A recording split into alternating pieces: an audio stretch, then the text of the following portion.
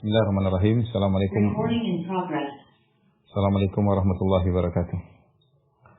Alhamdulillahi ala ihsanih wa syukru lahu ala taufiqihi wa amtinani. Asyhadu an la ilaha illallah wahdahu la syarika lahu ta'ziman li sya'nih wa asyhadu anna Muhammadan abduhu wa rasuluhu da'ila ridwanih. Allahumma salli alaihi wa ala alihi wa ashabihi wa ikhwani. Para ikhwan akhwat Majelis Ta'lim dan Nur yang dirahmati oleh Allah Subhanahu wa taala. Ini adalah pertemuan kita yang perdana tentang tafsir surat An-Nur, ya. Surat yang sangat mulia yang intinya mengajarkan tentang adab, baik adab sosial maupun adab pribadi yang hendaknya diperhatikan oleh kaum muslimin dalam kehidupan mereka sehari-hari, terutama bagi para wanita, ya, ya, sampai datang dalam satu riwayat dari Mujahid bin Jabar rahimahullahu taala, ya, bahwasanya dia katakan alimu rijalakum surat al-Maidah wa alimu nisaakum surat an-Nur. Ajarkanlah para laki kalian dengan surat al-Maidah, ajarkan mereka surat al-Maidah, dan ajari para wanita kalian dengan surat Nur. Jadi surat An-Nur ini hendaknya diketahui oleh para wanita, para ibu-ibu, ya, karena berisi tentang adab-adab yang penting, terutama masalah kewanitaan juga. Demikian juga ini wasiat dari Umar bin Khattab radhiyallahu taala anhu dari Harithah bin Madrib. Dia berkata, "Kataba ilaina Umar bin Khattab an ta'allamu suratan nisa wal ahzab wan nur." Umar bin Khattab radhiyallahu anhu mengirim perintah yang surat isinya, belajarlah surat An-Nisa, belajarlah surat Al-Ahzab, dan belajarlah surat An-Nur. Belajarlah surat An-Nur, ya. Ini menunjukkan mempelajari surat An-Nur sangat penting, ya. Adapun surat An-Nur namanya adalah An-Nur, ya. Dan Tahir bin Ashur rahimahullah ta'ala Tahir wa Tanwir menyebutkan tidak ada nama lain bagi surat ini. Ada sebagian surat namanya sampai 2 sampai 3, ya. Tapi kalau surat An-Nur di antara surat yang namanya cuma satu nama, yaitu surat An-Nur, ya. Kenapa? Karena dalam Al-Qur'an, dalam surat An-Nur ada ayat Allahu nurus samawati wal ard. Allahu nurus samawati wal ard. Allah adalah cahaya langit dan bumi. Demikian juga firman Allah, "Wa man lam yaj'alillahu lahu nuran fama lahu min nur." Siapa yang Allah tidak jadikan baginya adalah nur, ya, maka tidak ada cahaya baginya. Allah juga berfirman dalam surat An-Nur, "Nurun ala nur." Ya.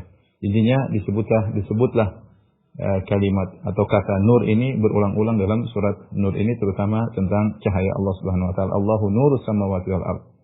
Allah adalah cahaya langit dan bumi. Subhanallah, saya bacakan perkataan Syekh Al-Utsaimin rahimahullahu taala di muqaddimah tafsir beliau tentang surat An-Nur, ya. Beliau berkata, "Wa idza ta'ammalta as-surah wajadta dzikran nur fiha." Jika kau perhatikan isi surat An-Nur, kau dapati penyebutan nur. Di antaranya wa annallahu nurus samawati wal ard. Bahwasanya Allah adalah cahaya langit dan bumi. Demikian juga firman Allah, "Man lam yaj'al lahu nuran fama lahu min nur." Siapa yang Allah tidak bikin cahaya baginya, maka tidak ada cahaya baginya.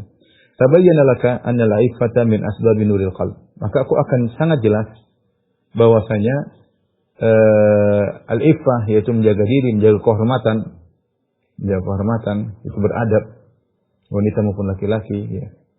Dalam disebutkan seperti menjaga diri, tidak memamerkan aurat, menundukkan pandangan. Ini semua menjaga kehormatan. Tabayyana laka anna al-iffata min asbabi nuril qalb. Maka akan jelas bagi engkau bahwasanya menjaga diri adalah sebab cahaya hati. Wa anna dhiddaha wa huwa al-fujur, dan lawan daripada al-iffah itu tidak menjaga kehormatan, ya, melakukan hal-hal yang diharamkan oleh Allah Subhanahu wa taala, min asbabi zulmatil qalb. Ya, maka ini merupakan sebab gelapnya atau hitamnya hati. Walidzalika fa inna zina sawa'un kana bil ain. Oleh karenanya zina itu sama saja apakah bil ain dengan memandang yang haram, memandang aurat wanita, atau wanita memandang aurat lelaki, au bir rijl atau dengan kaki, ya. Au bil yad atau dengan tangan, au bil lisan atau dengan lisan, au bil farji atau dengan kemaluan, ta'siruhu 'alal qalbi wa 'ala nuril qalbi a'zamu min ghairihi. Maka pengaruhnya terhadap hati dan terhadap cahaya hati lebih besar daripada pengaruh maksiat-maksiat yang lain. Wa ta'thirul 'iffa fi nuril qalbi ablaq, dan sikap seorang menjaga kehormatannya ini mempengaruhi cahaya hati luar biasa. Jadi seakan-akan Syekh Utsaimin mengatakan surat ini akan mengajarkan kepada kita untuk menjaga kehormatan, baik laki-laki maupun wanita. Semakin dia menjaga kehormatannya, menjaga pandangannya, menjaga dirinya, ya, tidak sampai nyerempet kepada zina, maka dia akan mendapatkan cahaya hati yang luar biasa. Sebaliknya, semakin dia menggampangkan dalam hal ini, menggampangkan melihat yang haram, menggampangkan nyerempet zina, ngobrol seenaknya dengan wanita yang tidak halal baginya, atau bersentuhan, atau yang lain yang nyerempet zina, laki-laki maupun perempuan, maka semakin dicabut cahaya dari hatinya dan berganti dengan kegelapan. Dan faktor ini, faktor cahaya dalam hati, ya, yang terkait dengan masalah ifah, masalah menjaga diri, lebih kuat faktornya daripada maksiat-maksiat yang lain, daripada mencuri, daripada yang lain-lainnya, ya. Makanya seorang dengan belajar surat An-Nur, dia akan belajar untuk meraih al-ifah, ya. Al-ifah yaitu menjaga kehormatan dirinya, ya. Semakin menjauhkan dirinya dari hal yang bisa menyerempet kepada perzinahan. Ini kenapa disebut dengan surat An-Nur. Adapun surat An-Nur adalah surat Madaniyah, surat Madaniyah. Ya, maksudnya turun ketika Nabi sudah berhijrah ke kota Madinah. Ada yang mengatakan dia turun setelah surat Al-Ahzab. Setelah surat Al-Ahzab, karena dalam surat An-Nur ada peristiwa hadisatul ifk. Kisah tuduhan Aisyah berzina yang dituduhkan oleh orang-orang munafik. Dan ini kejadian setelah Nabi SAW melakukan perang Bani Mustalik. Sepulang dari perang Bani Mustalik, itu sekitar tahun 5 Hijriyah, ya. Itu setelah perang Ahzab, kemudian Rasulullah SAW melakukan perang Bani Mustalik. Sepulang dari perang Bani Mustalik terjadi tuduhan bahwasanya Aisyah berzina, ya. Sehingga diketahui bahwasanya surat An-Nur ini adalah surat Madaniyah, ya. Yang lebih kuat bahwasanya dari awal sampai akhir semuanya Madaniyah. Ada sebagian ayat yang diperselisihkan, namun pendapat yang lebih kuat bahwasanya dari awal sampai akhir adalah surat Madaniyah, ya. Adapun topik yang dibahas, ya, oleh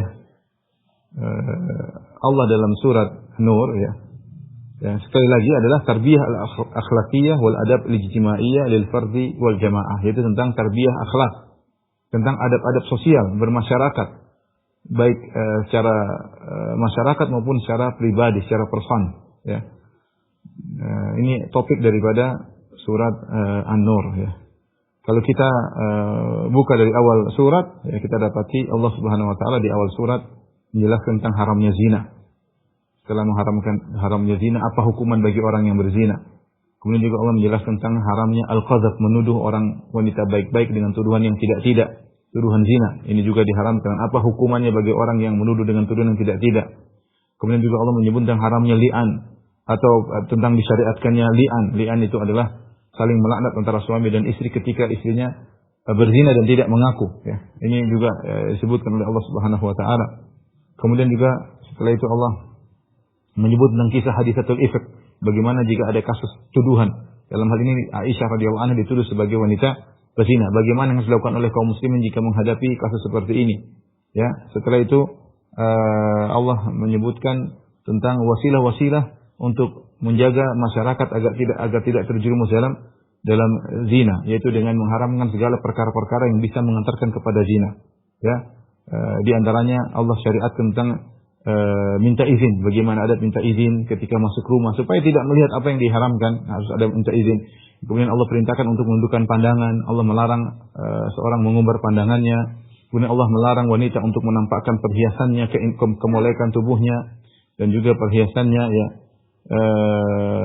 Kemudian juga Allah merintahkan para wali-wali untuk segera menikahkan gadis-gadis mereka atau wanita-wanita yang siap untuk menikah. Kemudian Allah mengharamkan juga al-bigha, yaitu sebagian orang yang mempekerjakan budak-budak wanitanya untuk berzina. Ini semua dilarang, ya. Ini adab-adab berkaitan dengan topik berkaitan dengan inti dari surat An-Nur. Kemudian juga di tengah-tengah surat An-Nur Allah jelaskan tentang cahaya Allah Subhanahu wa taala, ya. Bagaimana orang yang bertakwa Allah akan berikan cahaya dalam hatinya sehingga dia bisa menjalankan adab-adab tersebut. Kemudian juga Allah sebutkan tentang orang-orang yang tidak diberi cahaya, yaitu orang munafik, ya.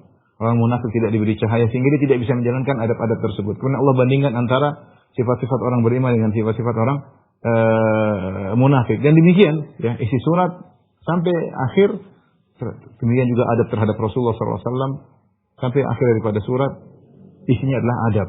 Isinya adalah adab. Oleh karenanya kita belajar surat An-Nur ini kita belajar adab dan kita belajar agar kita bisa memiliki menjaga kehormatan al-iffah, memiliki kehormatan jiwa, dan ini terutama bagi para wanita. Terutama bagi para wanita untuk belajar surat An-Nisa. Adapun kaitannya dengan surat sebelumnya yaitu surat Al-Mu'minun, Allah Subhanahu wa taala berfirman di awal surat Al-Mu'minun, qad aflahal mu'minun alladzina hum fi shalatihim khashi'un walladzina hum 'anil lagwi mu'ridun walladzina hum kemudian kata Allah walladzina hum li furujihim hafizun illa 'ala azwajihim aw ma malakat aymanuhum fa innahum ghairu malumin.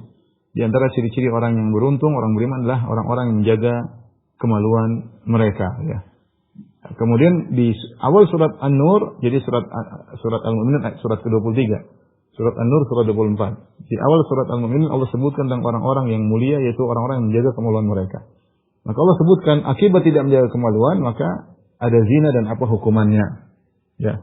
Demikian juga kalau kita kaitkan dengan akhir surat An-Nur, di akhir surat Al-Mu'minun Allah berfirman, "Afahasibatum annama khalaqnakum abatha?" Apakah kalian menyangka kami ciptakan kalian begitu saja tanpa ada tujuan? Jawabannya ada tujuannya. Kalian diciptakan untuk diperintah dan dilarang. Untuk beribadah kepada Allah dengan perintah dan larangan. Nah, dalam surat An-Nur ini ada perintah, ada larangan.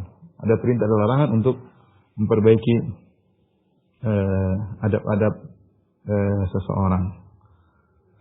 Baik, ini adalah muqaddimah tentang surat An-Nur ya. Kita bacakan atau kita masuk dalam inti dari surat An-Nur. Allah Subhanahu wa taala berfirman di awal surat,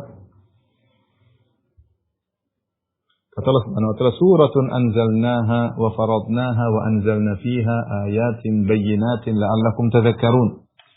Kata Allah, ini adalah satu surat. Suratun anzalnaha, surat yang kami turunkan. Kami turunkan surat tersebut. Ya.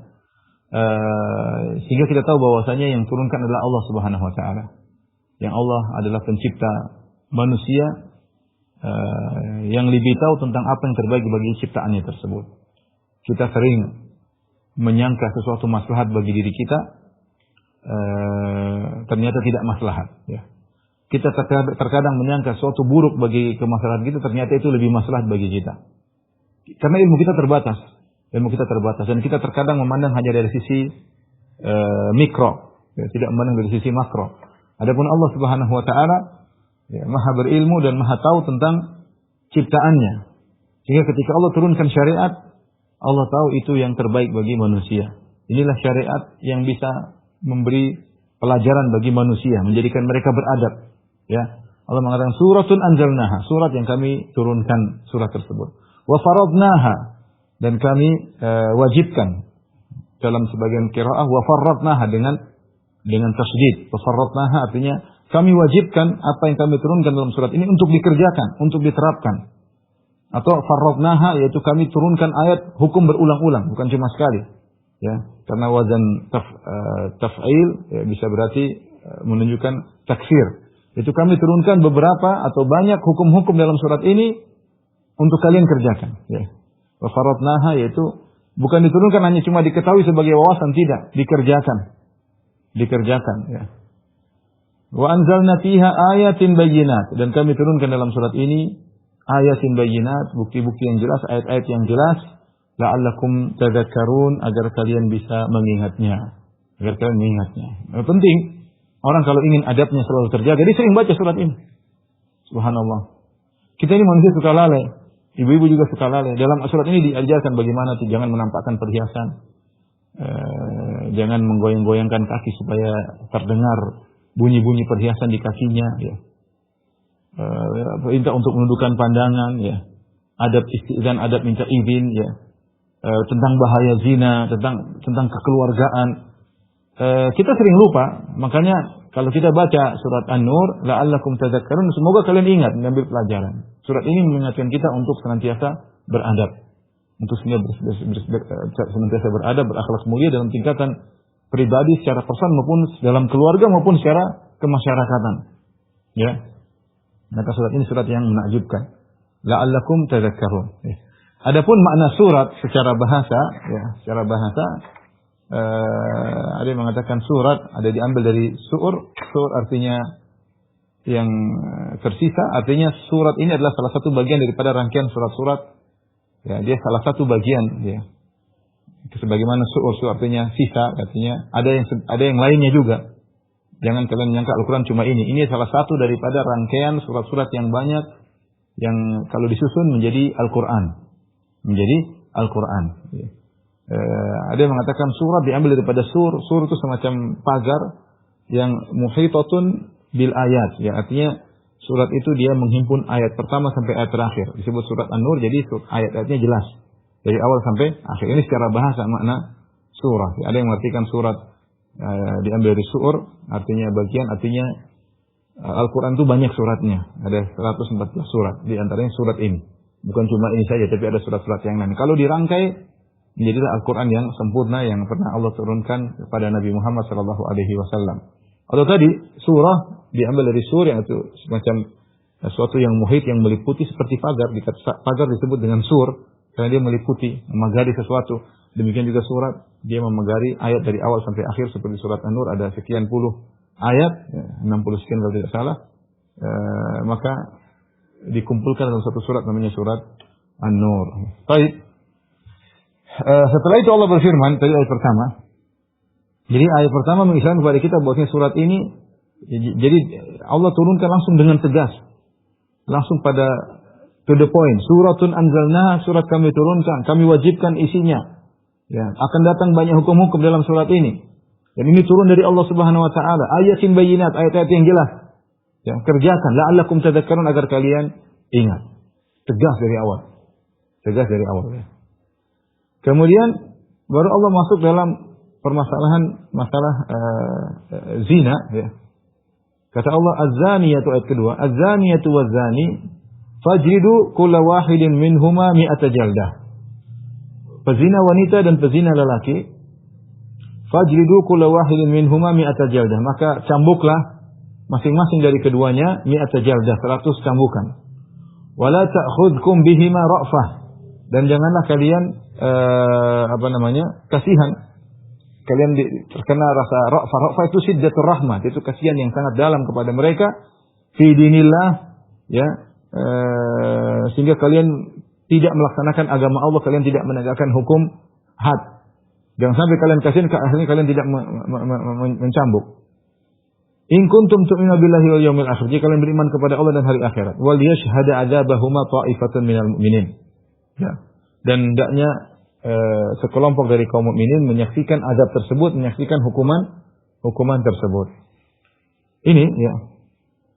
Baik, kita tulis ini ayatnya. Kata Allah Subhanahu wa taala, az-zaniyatu waz-zani. Perhatikan kata Allah Subhanahu wa taala, az-zaniyah, wanita pezina. Dan lelaki pezina. Fajridu kulla wahidin minhuma. Cambuklah masing-masing dari keduanya. Mi'ata jaldah, 100 cambukan. Baik. Kenapa didahulukan wanita pezina? Ya. Seharusnya kalau Allah mengatakan az-zani fajliduhu, pezina cambuklah 100 kali, maka mencakup pezina laki, pezina wanita. Kalau seandainya Allah berfirman az-zani fajliduhu mi'ata jaldah, selesai. Pezina cambuklah 100 kali. Kata pezina ini sebenarnya mencakup pezina lelaki dan pezina wanita. Tapi ternyata dalam ayat ini Allah Subhanahu wa taala memperinci, bahkan Allah sebutkan az-zaniyatu waz-zani, pezina wanita dan pezina laki-laki. Kenapa didahulukan pezina wanita? Kenapa didahulukan?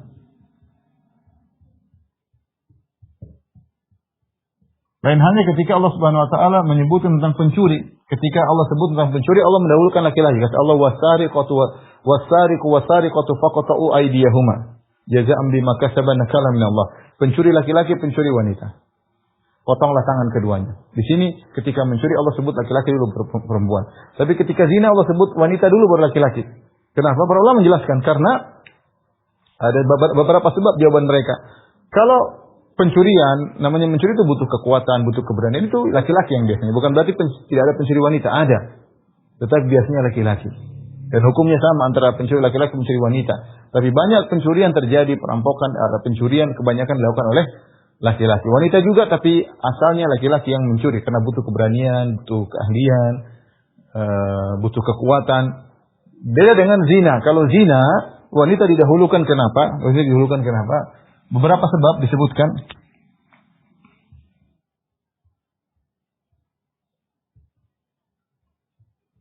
Di antaranya yang banyak menjadi pezina adalah wanita.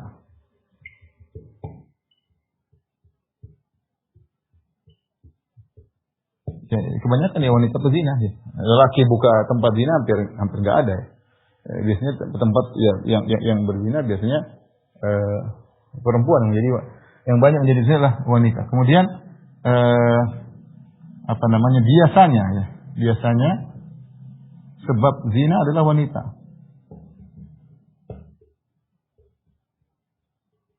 Sebab zina adalah wanita, ya. Kalau tidak ada wanita yang berzina, maka bisa jadi perzinahan tidak terjadi. Kalau wanita semua menjaga diri, tidak ada buka tempat prostitusi, tidak ada wanita yang diperjualbelikan di situ, maka tidak terjadi perzinahan. Jadi wanita biasanya sebab zina, zina. Kemudian kenapa didahulukan wanita juga?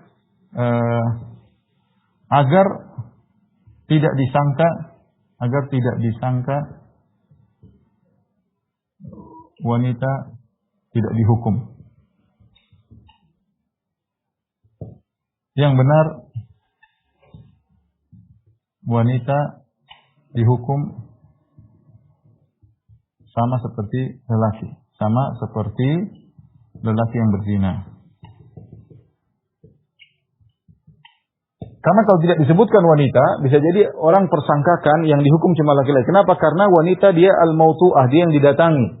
Harusnya yang dihukum adalah yang mendatangi, bukan yang didatangi. Tapi syariat menjelaskan dua-duanya hukumnya sama.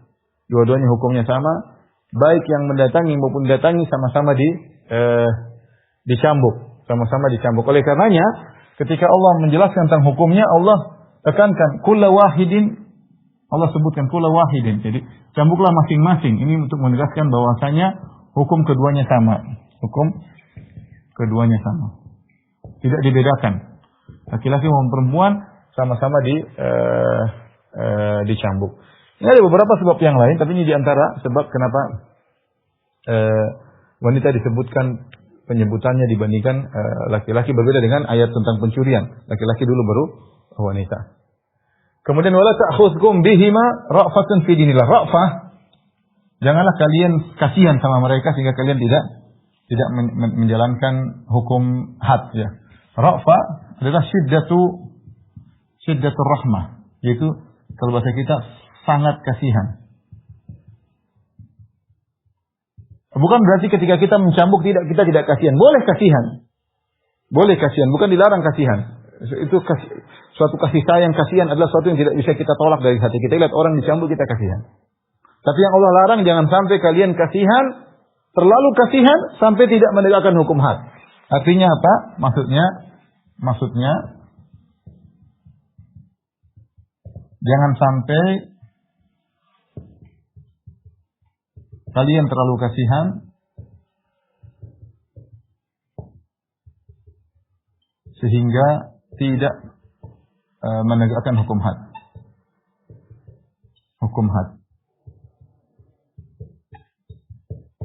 Ya, jadi jangan sampai. Kemudian Allah berfirman, "In kuntum tu'minuna billahi wal yawmil akhir." Kalau kalian beriman kepada hari akhirat, kalian beriman kepada Allah, tegakkan hukum had. Isyarat bahwasanya hukum ini harus ditegakkan.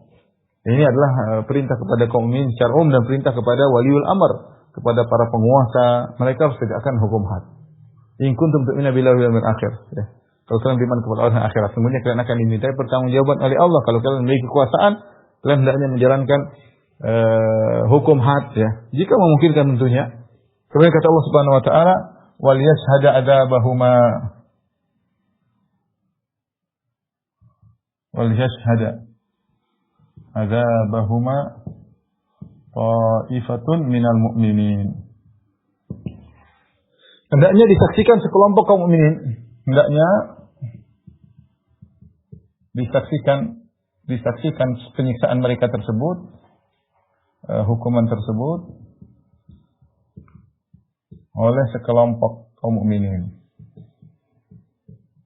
Kaum mukminin. Nah, taifah di sini ada khilaf di kalangan para ulama. Ya, ada yang mengatakan 1 orang minimal, ada yang mengatakan 3 orang, ada yang mengatakan 4 orang, ya ini ada khilaf. Ya. Ada yang mengatakan 1, minimal 1. Ada yang mengatakan minimal 4 orang. Dan lain-lain ya. Intinya, semakin banyak yang menyaksikan semakin baik. Tapi intinya sepakat. Semakin banyak yang menyaksikan,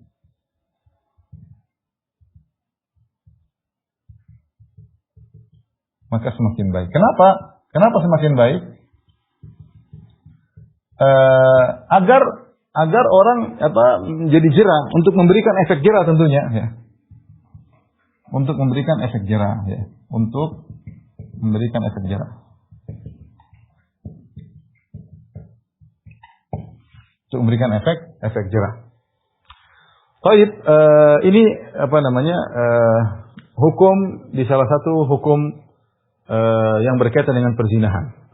Sungguhnya hukum perzinahan, ya, ada perinciannya. Coba selain tolong dihapus, saya tuliskan perincian tentang hukum perzinahan. Pertama hukum perzinahan, ya, ayat yang pertama kali itu tentang perzinahan adalah dalam surat An-Nisa ayat 15 sampai ayat 16. Saya bacakan firman-Nya. Allah berfirman, "Wallati ya'tinal fahishata min nisaikum fastaghfiru 'alaihinna arba'atan minkum." Yang artinya, dan para wanita yang melakukan perbuatan keji, yaitu berzina. Ini wanita sekarang. Surat An-Nisa ayat 15. "Wallati ya'tinal fahishata min nisaikum." Dan orang-orang para wanita dari wanita kalian yang melakukan perzinahan, fastaghfiru 'alaihinna arba'atan minkum, datangkanlah 4 saksi dari kalian. Fa in syahidu, kalau mereka bersaksi, fa amsikuhunna fil buyuti, maka ditahan di dalam rumah, jangan dikeluarkan, tidak boleh kemana-mana. Hatta yatawafahunnal maut, sampai mereka meninggal. Ini hukum pertama kali terjadi perzinahan, belum dirajam, belum dicambuk, pertama kali. Disuruh ditahan kalau perempuan sampai di rumah, sampai mati di rumah. Au yaj'alullahu lahunna sabila, kecuali Allah memberikan jalan yang lain, hukum yang lain. Selama belum ada hukum yang lain, ditahan di rumah sampai meninggal. Ini kalau wanita yang berzina. Adapun kalau laki-laki, walladani ya'tiyaniha minkum fa'adhuhuma. Dan jika 2 orang melakukan perbuatan keji di antara kalian, maksudnya para laki, fa'adhuhuma, maka berilah hukuman kepada keduanya, yaitu dengan dicela, dipermalukan. Ini hukumnya dulu seperti itu, ya.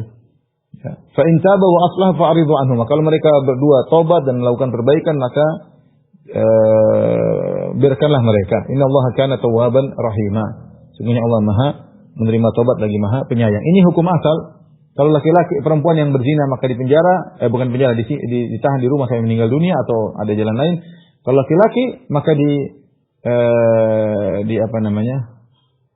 dipermalukan. Kemudian hukum ini berubah dengan adanya perincian, ya. Adanya perincian. Di antaranya dalam ayat ini, ya.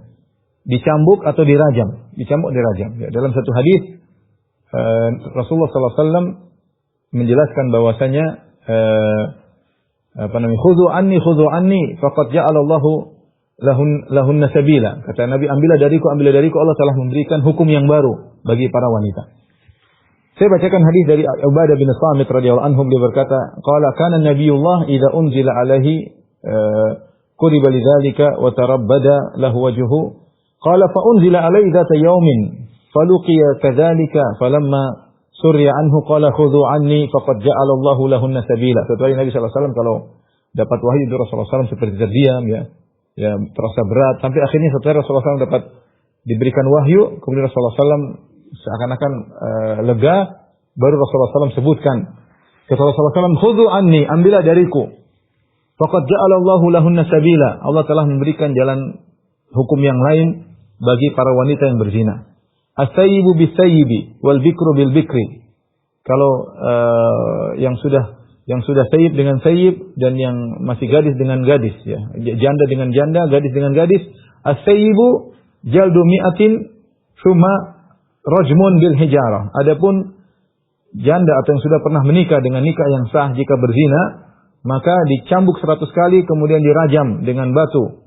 Wal bikru, adapun wanita yang belum pernah menikah dengan sah, jaldu mi'atin tsumma nafyu sana, maka dicambuk 100 kali kemudian diasingkan selama setahun, ya. Selama setahun. Subhanallah, dahulu pernah turun ayat dalam Al-Qur'an, tapi ayat ini dimansuhkan tetapi hukumnya masih berlaku. Pernah dalam Al-Qur'an ada suatu ayat bunyinya demikian. Asy-syaikhu wa syaikhatu idza zanaya farjumuhuma albattah nakalan min Allah. Lelaki dan wanita, maksudnya yang sudah menikah, yang sudah pernah menikah dengan nikah yang sah, laki-laki maupun perempuan, jika berzina maka rajamlah sebagai hukuman dari Allah Subhanahu wa taala. Hadis ini diriwayatkan Imam Muslim dalam sahihnya dengan sanadnya dari Ibnu Abbas radhiyallahu anhu, beliau berkata, qala Umar bin Khattab. Umar bin Khattab suatu hari sedang duduk ala mimbar Rasulullah, di atas mimbar Rasulullah sallallahu alaihi wasallam di zaman Umar. Kemudian Umar berkata, "Innallaha qad ba'atha Muhammadan bil haqq." Sungguhnya Allah telah mengutus Muhammad dengan kebenaran. Wa anzala alaihi kitab, dan Allah turunkan kepadanya Al-Qur'an. Fa kana mimma unzila alaihi ayatul rajm. Di antara ayat-ayat yang pernah Allah turunkan kepada Nabi adalah ayat tentang hukum rajam. Tapi kalau Al-Qur'an kita buka sekarang enggak ada. Tapi pernah ada. Karena dalam Al-Qur'an ada ayat nasikh dan mansukh. Ma nansakh min ayatin aw nunsiha na'ti bi khairin minha aw misliha. Jadi ada ayat yang sudah dimansuhkan. Ya, tapi itu pernah ada dalam Al-Qur'an, ya. Makanya dulu Nabi sallallahu alaihi wasallam tidak membukukan Al-Qur'an, tidak mengkodifikasikan Al-Qur'an. Kenapa? Karena Al-Qur'an masih ada nasikh dan mansukh. Ada yang masih dikurangi, ada yang ditambah, ada yang ayat-ayat diturunkan di tengah-tengahnya sehingga belum dikodifikasikan. Setelah Nabi meninggal baru kemudian para sahabat masuk karena sudah selesai, enggak ada lagi perubahan. Maka dijadikan Al-Quran dalam satu buku. Dulu tidak, karena bisa terjadi nasikh dan mansukh. Di antaranya, kata Umar, pernah turun ayat rajam, ayat tentang rajam. Qara'naha wa wa'aynaha wa aqalnaha. Kami baca ayat tersebut dan kami memahaminya. Farajama Rasulullah sallallahu alaihi wasallam wa rajamna ba'dahu. Rasulullah merajam dan setelah Nabi meninggal kami juga merajam. Fa akhsha in tala bin nasi zamanun. Aku khawatir kalau zaman semakin jauh, an yaqula qailun, akan muncul seorang yang berkata, ma najidu rajma fi kitabillah. Tidak ada ayat dalam Al-Quran suruh rajam. Kenapa kita harus merajam? Fayadhillu bitarki faridatin. Maka orang-orang akan tersesat gara-gara perkataan orang ini, ya, dengan meninggalkan suatu perintah anzalahullah yang pernah Allah turunkan. Wa inna rajma fi kitabillah haqqun.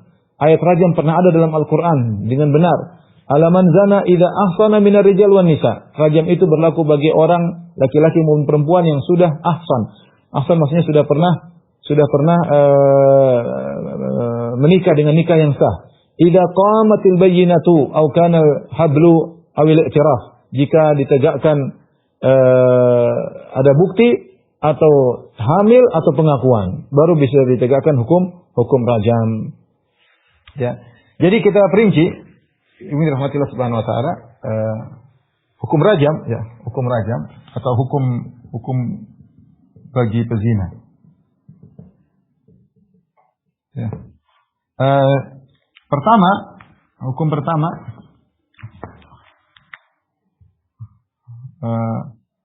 di awal Islam, ya, hukumnya wanita kalau berzina ditahan di rumah. Ditahan di rumah sampai meninggal. Hingga meninggal. Atau Allah memberikan hukum yang lain. Au ja'alallahu lahunna sabila. Adapun jika lelaki berzina dipermalukan. Dipermalukan, ya. Di hadapan umum, ya. Tetapi tidak dihukum. Ini pertama. Kemudian muncul hukum baru, ya.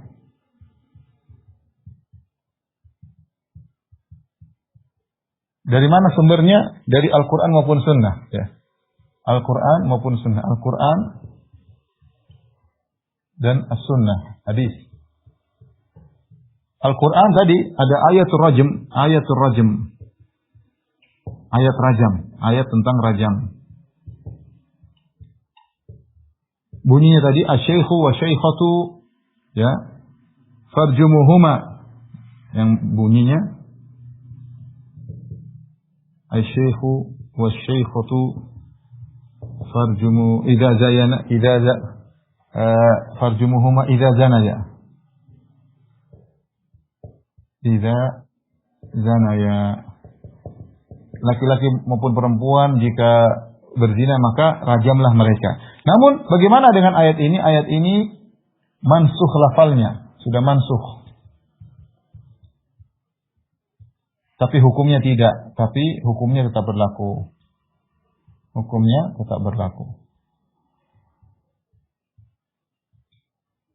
Dalam hadis juga disebutkan Rasulullah SAW mengatakan khudhu anni. Kata Nabi SAW, khudhu anni qad ja'alallahu lahunna sabila. Kemudian Rasulullah jelaskan, ya. Jadi muncullah hukum baru. Bagaimana hukum baru tersebut? Hukum baru tersebut adalah sebagai berikut. Yang berzina, ya.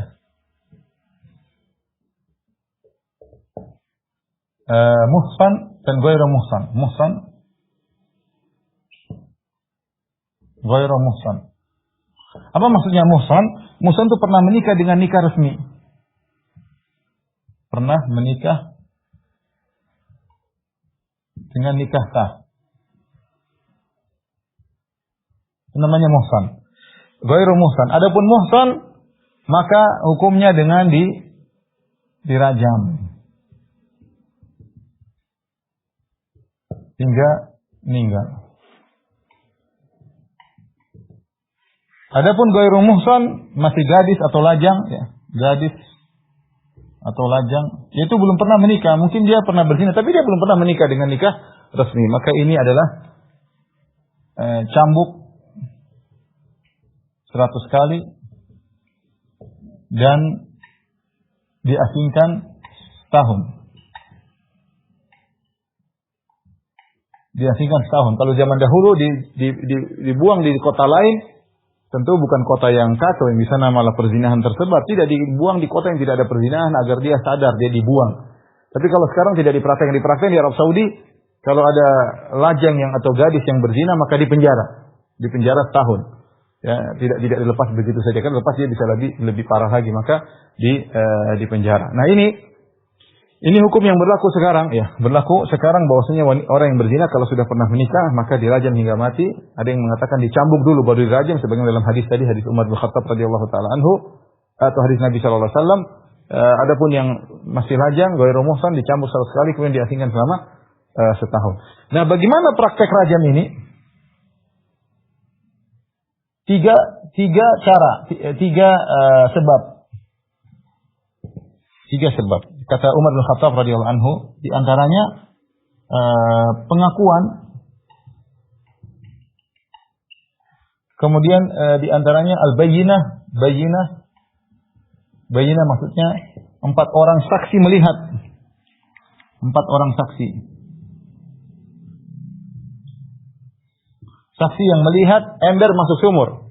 4 orang saksi yang melihat ember masuk sumur, dan ini para saksinya adalah para laki. Laki melihat terjadi perzinahan. Benar-benar melihat terjadi perzinahan. Yang ketiga adalah hamil, wanita hamil. Hamil tanpa suami. Maka ini bisa dirajam, kata Umar bin Khattab radhiyallahu anhu, hamil bayyinah atau pengakuan ya. Kalau tidak ketahuan, tidak ada 4 orang saksi melihat, tidak ada pengakuan, atau wanita hamil tidak diketahui, maka tidak ditegakkan hukum rajam. Inilah ini pernah terjadi di zaman Nabi SAW. Di zaman Nabi SAW terjadi pengakuan, ya, di zaman Nabi oleh 2 orang, di antaranya Ma'iz al-Aslami, sama yang kedua Imra'atun Ghamidiyah. Mereka ini pada ngaku datang kepada Nabi SAW. Ma'iz al-Aslami datang kepada Nabi dan mengatakan, Rasulullah, saya berzina. Rasulullah usir. Ngapain? Dia datang kedua kali, ketiga, hanya 4 kali. Nabi Rasulullah SAW mengatakan, abika junun, atau Rasulullah bertanya, abihi junun, wahai para sahabat, dia ini orang gila.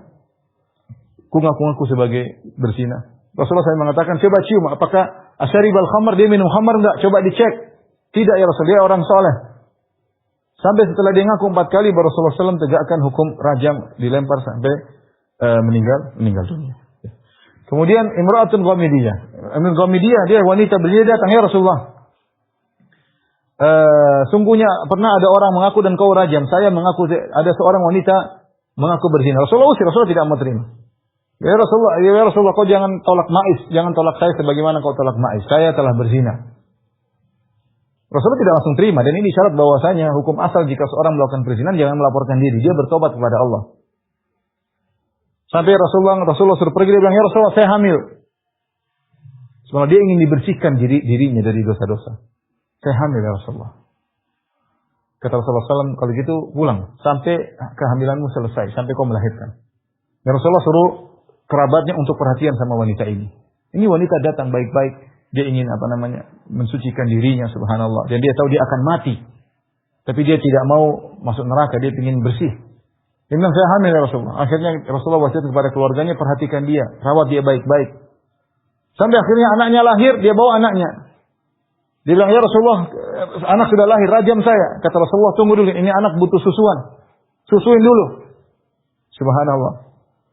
Akhirnya ada yang mengatakan, ya Rasulullah, susuannya saya yang tanggung jawab ya Rasulullah. Ada dari keluarganya atau dari yang hadir. Rasulullah menyusui anak tersebut, saya yang tanggung jawab. Akhirnya dirajamlah wanita. Ini rajam pernah terjadi zaman Nabi karena pengakuan. Adapun karena ketangkap belum pernah terjadi di zaman Nabi. Saya belum pernah, saya cek lagi, tapi saya belum pernah terjadi. Ada yang laporan tapi tidak lengkap laporannya. Adapun kalau ketangkap basah, bayina maksudnya ketangkap basah, harus 4 orang laki-laki melihat dengan jelas. Ini disebutkan syarat-syaratnya oleh Al-Qurtubi dalam tafsirnya. Kalau tidak salah 9 syarat. Itu pembahasan dalam masalah fikih ya, dalam permasalahan fikih.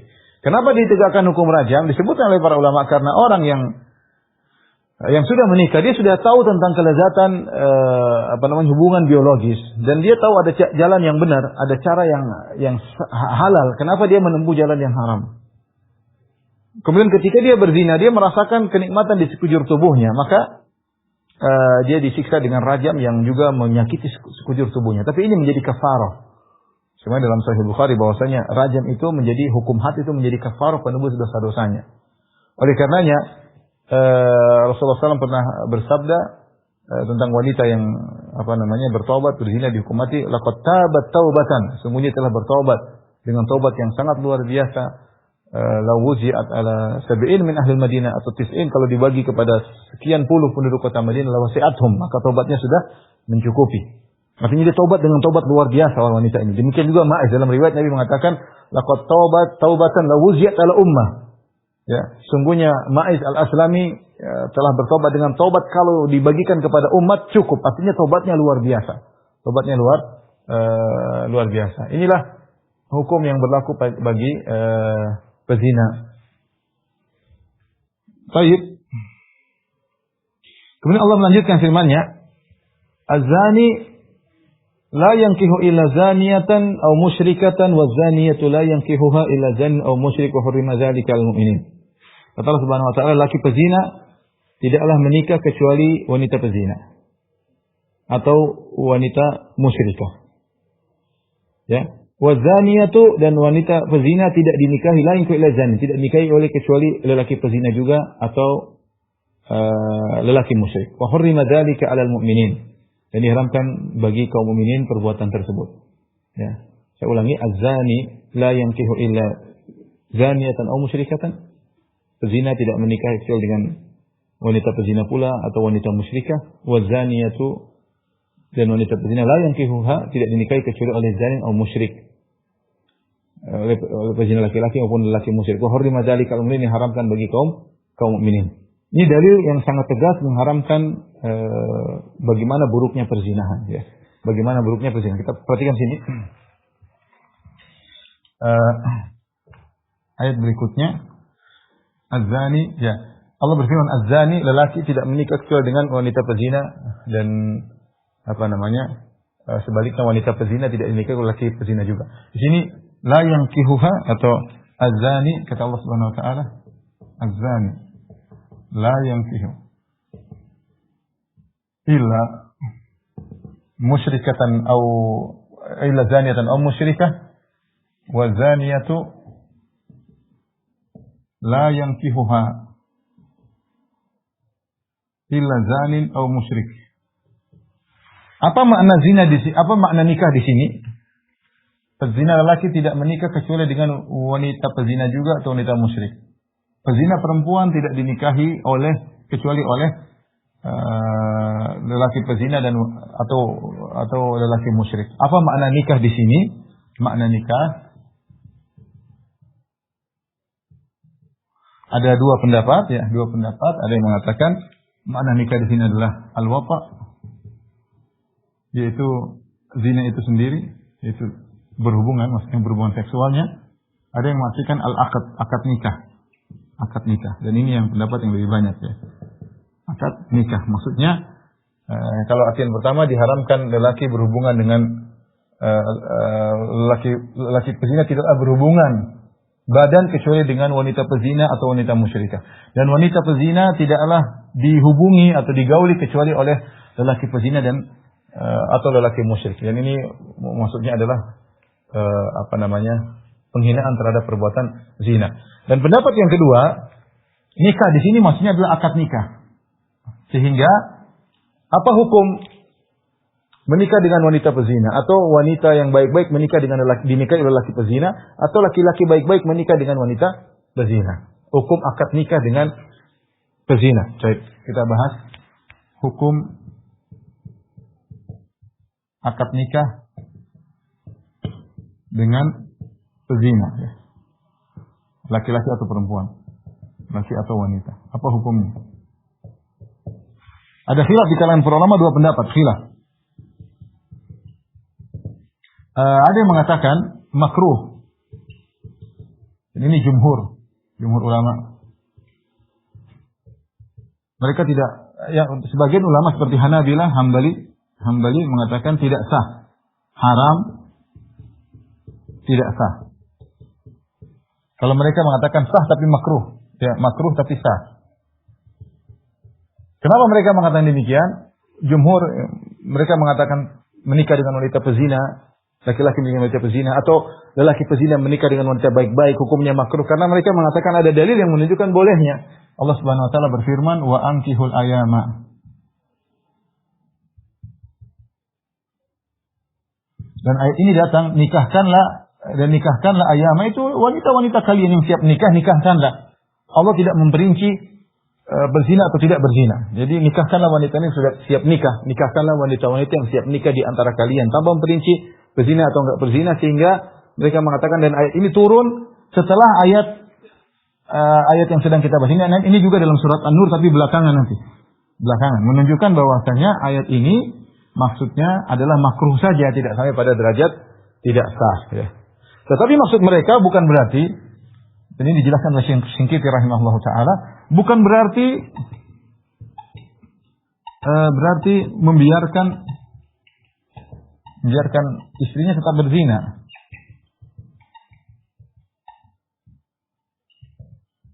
Akan tetapi berusaha mencegahnya.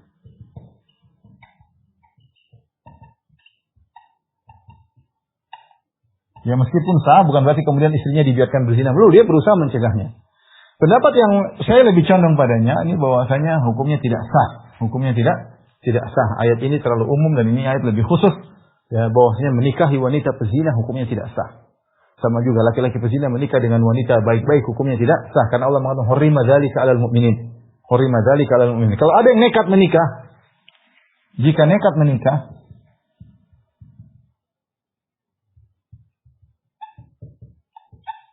dengan pezina, maka ada dua kondisi.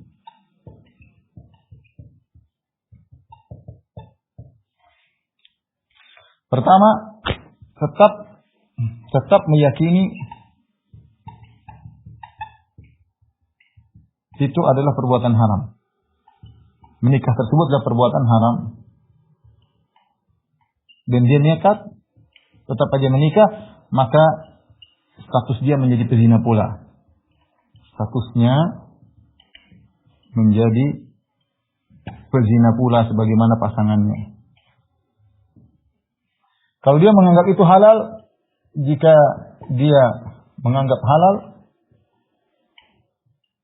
boleh menikah dengan wanita pezina, menganggap halal, ya, maka ini bisa derajat kafir atau musyrik. Ini sebagaimana dijelaskan oleh Syekh Utsaimin dalam tafsirnya. Ya, tentu ada khilaf, tapi saya lebih condong pada pendapat ini. Ya. Oleh karenanya, wallahu a'lam bishawab, ya. Ini pendapat lebih kuat, ini pendapat mazhab Hambali, ya. Tidak boleh menikah dengan wanita pezina, haram menikah dengan wanita pezina. Lelaki pezina tidak boleh menikah dengan wanita baik-baik, lelaki baik-baik tidak boleh menikah dengan wanita pezina. Hukum haram dan pernikahan tidak sah. Kalau dia tetap nekat, maka dia perzina seperti wanita tersebut. Tapi kalau dia mengatakan ini halal, ya ini bisa sampai kepada derajat musyrik, ya. Terus bagaimana solusinya? Solusinya dia kalau naksir sama seorang wanita, maka hendaknya dia dakwahi supaya dia bertobat. Kalau sudah bertobat boleh dinikahi. Kalau sudah bertobat, kemudian dia sudah mungkin bertobat meninggalkan perbuatan-perbuatan haram, kemudian tidak berzina lagi, berarti sudah berubah statusnya dari pezina menjadi tidak berzina. Maka itu boleh dinikahi. Itu boleh dinikahi. Adapun sebab nuzul berkaitan dengan ayat ini diantaranya dalam satu hadis diriwayatkan oleh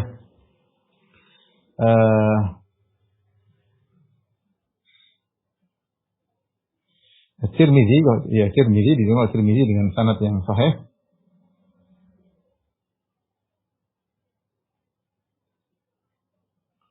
Sunan Tirmizi dengan sanad yang sahih, dan juga diriwayatkan Abu Dawud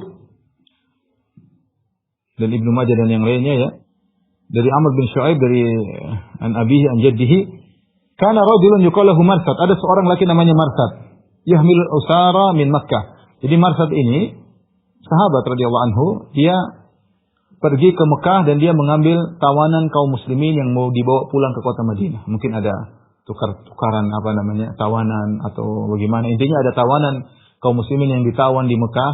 Ini masih masa peperangan antara kaum muslimin dengan kaum musyrikin di Mekah.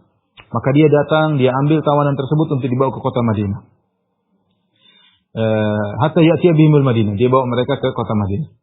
Dan di sana ada seorang wanita, kanat imra'atun bi Makkah yuqalahu Anak. Ada seorang wanita namanya Anak. Wa kanat sadiqatan lahu. Dahulu wanita ini adalah temannya Marsad. Mungkin dulu mereka punya hubungan tertentu, ya, apa pacarnya atau apanya, ya. Tapi di zaman jahiliyah tentunya. Wa annahu wajada rajulan min usara Makkah yahmil. Maka dia kebetulan ditugaskan untuk mengambil seorang lelaki tawanan untuk dibawa ke kota Madinah. Faji'tu, kata Marsad, aku datang hatta intahaitu ila dhilli ha'itin min hawaiti Makkah fi lailatin muqmirah. Aku tiba di malam hari di salah satu kebun, ya, ada kebun, aku beristirahat di situ di malam bulan purnama. Tiba-tiba faja'at Anak, tiba-tiba datang wanita tersebut, kenalan dia kenal, ya, dan dia suka dengan wanita ini. Mungkin dulu pernah berhubungan atau apa zaman jahiliyah. Fa abasarat sawada dhilli tahtal ha'id. Dia lihat kok ada bayangan, karena rembulan ada bayangan, maka dia ke situ. Dia lihat ternyata falam mantahat ilayya arafatni, ternyata dia kenal aku. Dia berkata, Marsad, teman lamanya. Engkau Marsad? Fakultu Marsad, iya. Faqalat marhaban wa ahlan, haluma fabit indana layla. Dia bilang, Marsad, ayo nginap di rumahku. Selamat datang, singgah di rumah. Ya, temannya, ya. Teman di zaman jahiliyah, ayo kesini, nginap di rumah. Subhanallah. Dia cinta kepada dia, berkata, ya Anak, haramallahu zina. Kata dia, Anak, pacar lamanya kali ya. Allah haramkan zina. Enggak bisa lagi Allah haramkan zina. Wanita ini jengkel ketika dia ngajak berzina tidak mau. Dia ini wanita berzina, dia ngajak sahabat tadi berzina dan sahabat tidak mau, maka dia pun bersedia. Ya ahlal khiyam, hadza rajul yahmilu usrakum. Ya. Yahmilu asrakum, ya. Kata dia, wahai yang dalam kemah, keluarlah, ini orang ingin bawa tawanan-tawanan. Ya, maka kata Marsad, ada 8 orang kemudian mengejarku. Ya, maka aku pun lari, aku melewati Khandam, nama gunung di kota Mekah, sehingga aku sampai masuk pada aku sembunyi pada sebuah goa dalam gunung tersebut. Ya, mereka kemudian mengejarku. Ya, mereka cari-cari nggak dapat. Ya, sampai mereka ternyata karena gelap mereka tidak lihat dan sahabat ini sembunyi. Maka di antara mereka ada yang kencing, mereka kencing di goa tersebut. Wa dhalla bauluhum ala ra'si. Kemudian kencing mereka mengenai kepala aku, diam aja pokoknya.